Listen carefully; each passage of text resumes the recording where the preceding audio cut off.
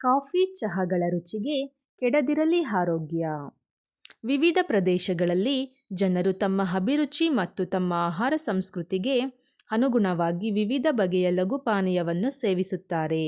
Coffee, ಚಹಾ ಮತ್ತು ಹಣ್ಣಿನ ರಸಗಳನ್ನು ಆಯಾ ಹವಾಮಾನಕ್ಕೆ ಅನುಗುಣವಾಗಿ ಬಳಸುತ್ತಾರೆ. ಕೆಲವು ಸಂದರ್ಭಗಳಲ್ಲಿ ಇವುಗಳ ಅತಿಯಾದ ಸೇವನೆಯಿಂದಾಗಿ ಆರೋಗ್ಯದಲ್ಲಿ ವ್ಯತ್ಯಾಸಗಳು ಕಂಡುಬರಬಹುದು.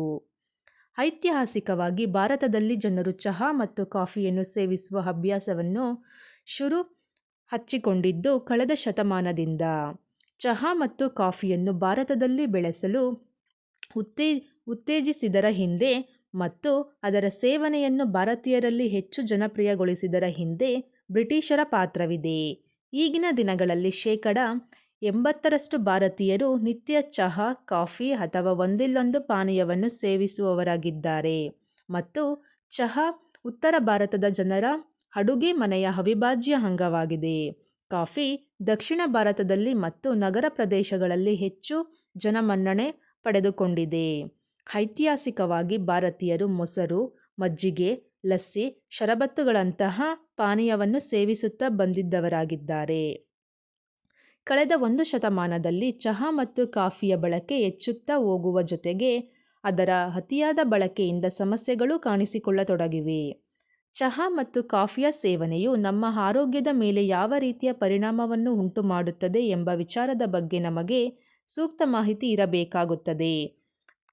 ಚಹಾ ಅಥವಾ ಕಾಫಿ ಕುಡಿದ ತಕ್ಷಣ ನಮ್ಮ ಶರೀರದಲ್ಲಿ ಉತ್ತೇಜನ ಮತ್ತು ಚೈತನ್ಯ ಬರಲು ಅದರಲ್ಲಿರುವ ಕೆಫೀನಿನ ಅಂಶವು ಕಾರಣವಾಗಿರುತ್ತದೆ. ಚಹಾಕ್ಕೆ ಹೋಲಿಸಿದರೆ ಕಾಫಿಯಲ್ಲಿ ದುಪ್ಪಟ್ಟು ಪ್ರಮಾಣದಲ್ಲಿ ಕೆಫೀನಿನ ಅಂಶವೂ ಇರುತ್ತದೆ. ಇದರ ಜೊತೆಗೆ ದೇಹಕ್ಕೆ ಉಪಯುಕ್ತವಾಗುವ ಇತರ ಆಂಟಿಆಕ್ಸಿಡೆಂಟ್ಸ್ ಚಹಾ ಮತ್ತು ಕಾಫಿಯಲ್ಲಿ ಕಂಡುಬರುತ್ತದೆ. ಕೆಫಿನ್ ನಮ್ಮ ದೇಹದ ಮೇಲೆ, ವಿಶೇಷವಾಗಿ ನರಮಂಡಲದ ಮೇಲೆ ಉತ್ತೇಜಕವಾಗಿ ಕಾರ್ಯನಿರ್ವಹಿಸುತ್ತದೆ. ಇದು ಚಹಾ, ಕಾಫಿ ಮತ್ತು ಕೋಕೋ ಬೀಜಗಳಲ್ಲಿ ನೈಸರ್ಗಿಕವಾಗಿ ಕಂಡುಬರುತ್ತದೆ. ಕೆಫಿನ್ ಅಂಶವು ಎಡಿನೋಸಿನ್ ಎಂಬ ರಾಸಾಯನಿಕದ ಪರಿಣಾಮವನ್ನು ತಡೆಯುವ ಮೂಲಕ ನಿದ್ರೆಯನ್ನು ಹೋಗಲಾಡಿಸುತ್ತದೆ. ನಿದ್ದೆ ಬಂದಾಗ ಕಾಫಿ ಮತ್ತು ಚಹಾ ಸೇವಿಸುವುದರಿಂದ ಜಡತ್ವ ಮಾಯವಾಗಿ ಚೈತನ್ಯ ಮೂಡುವುದು ಇದೇ ಕಾರಣದಿಂದಾಗಿದೆ. ನಿದ್ರಾಹೀನತೆಯಿಂದ ಬಳಲುವವರು ಸಂಜೆಯ ಬಳಿಕ ಕಾಫಿ ಮತ್ತು ಚಹಾ ಸೇವಿಸಬಾರದು ಎಂಬ ಸಲಹೆಯ ಹಿಂದೆಯೂ ಇದೇ ತರ್ಕವಿದೆ. ಅತಿಯಾದ ಕೆಫಿನ್ ಸೇವನೆಯು ಹೃದಯದ ಬಡಿತವನ್ನು ಹೆಚ್ಚಿಸುತ್ತದೆ ಮತ್ತು ತಾತ್ಕಾಲಿಕವಾಗಿ ರಕ್ತದೊತ್ತಡವನ್ನು ಹೆಚ್ಚಿಸಬಹುದು.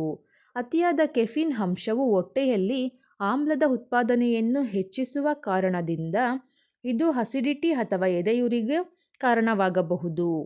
ಕೆಫಿನ್ ದೇಹದ ಚಯಾಪಚಯ ಕ್ರಿಯೆಯನ್ನು ವೇಗವಾಗಿಸುತ್ತದೆ. ಈ ಕಾರಣದಿಂದಾಗಿ ಇದು ತೂಕವನ್ನು ಕಡಿಮೆ ಮಾಡಬಹುದು.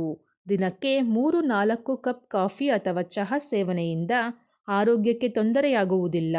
ಸುಮಾರು 400 ಮಿಲಿಗ್ರಾಮಿನಷ್ಟು ಕೆಫಿನನ್ನು ದೇಹವು ಯಾವುದೇ ದುಷ್ಪರಿಣಾಮಗಳಿಲ್ಲದೆ ಸಹಿಸಿಕೊಳ್ಳಬಹುದು. ಕಾಫಿ ಮತ್ತು ಚಹಾದ ಸೇವನೆಯ ಪ್ರಮಾಣವು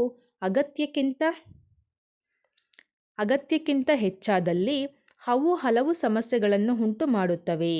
ಚಹಾ ಮತ್ತು ಕಾಫಿಗೆ ಸಕ್ಕರೆ ಅಥವಾ ಬೆಲ್ಲ ಬೆರೆಸಿ ಅದನ್ನು ಸಿಹಿಯಾಗಿಸಿ ಕುಡಿಯುವುದು ದೇಹಕ್ಕೆ ಹಾನಿಕಾರಕವಾಗಿದೆ. ಕಾಫಿ ಮತ್ತು ಚಹಾಗಳಿಗೆ ಹಾಲು ಅಥವಾ ಸಕ್ಕರೆ ಅಥವಾ ಬೆಲ್ಲ ಬಳಸದೆ ಕುಡಿಯುವುದು ಆರೋಗ್ಯ ದೃಷ್ಟಿಯಿಂದ ಉತ್ತಮವಾಗಿರುತ್ತದೆ. ಸಕ್ಕರೆಗಿಂತ ಬೆಲ್ಲ ಉತ್ತಮವೆಂಬ ಭ್ರಮೆಯು ಹೆಚ್ಚು ಪ್ರಚಲಿತದಲ್ಲಿದೆ. ಆದರೆ ವಾಸ್ತವವಾಗಿ ಹೆಚ್ಚು ಗ್ಲೈಸೆಮಿಕ್ ಇಂಡೆಕ್ಸ್ ಹೊಂದಿರುವ ಬೆಲ್ಲವು ರಕ್ತದಲ್ಲಿರುವ ಸಕ್ಕರೆಯ ಪ್ರಮಾಣವನ್ನು ಸಕ್ಕರೆಗಿಂತ ವೇಗವಾಗಿ ಹೆಚ್ಚು ಮಾಡಬಲ್ಲದು.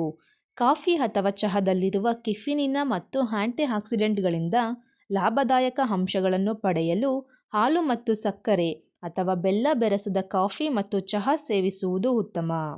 ಹಣ್ಣುಗಳಲ್ಲಿ ದೇಹಕ್ಕೆ ಅಗತ್ಯವಾಗಿರುವ ಹಲವಾರು ಖನಿಜಾಂಶ ಮತ್ತು ವಿಟಮಿನ್ಗಳು ಇರುತ್ತವೆ. ಅದಕ್ಕಿಂತಲೂ ಮುಖ್ಯವಾಗಿ ಹಣ್ಣಿನಲ್ಲಿರುವ ನಾರಿನ ಅಂಶವು ದೇಹದಲ್ಲಿನ ಜೀರ್ಣಕ್ರಿಯೆಗೆ ಮತ್ತು ಸಕ್ಕರೆ ಹಾಗೂ ಕೊಬ್ಬಿನ ಅಂಶದ ನಿಯಂತ್ರಣಕ್ಕೆ ಸಹಕಾರಿಯಾಗಿರುತ್ತದೆ.